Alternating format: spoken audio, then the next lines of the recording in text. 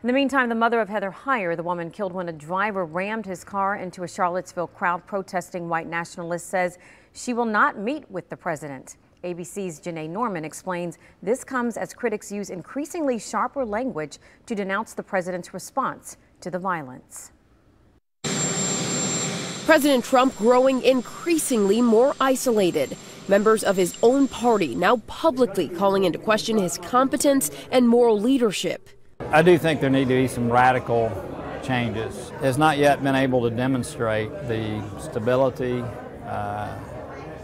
nor some of the competence that he needs to demonstrate in order to be successful. Republican Bob Corker with unusually jarring criticism, calling on Trump to stop focusing on himself and think of the American people he serves. I think our president needs to take stock of the role that he plays in our nation and move beyond himself.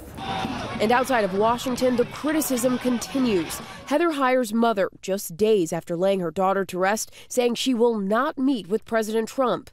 After what he said about my child, and it's not that I saw somebody else's tweets about him. I saw an actual clip of him at a press conference equating the protesters like Ms. Heyer with the KKK and the white supremacists. The backlash mounting over Trump waiting 48 hours to condemn the white supremacists by name and then backtracking, defending some of the people who march with torches alongside others with swastikas. You can't wash this one away by shaking my hand and saying I'm sorry.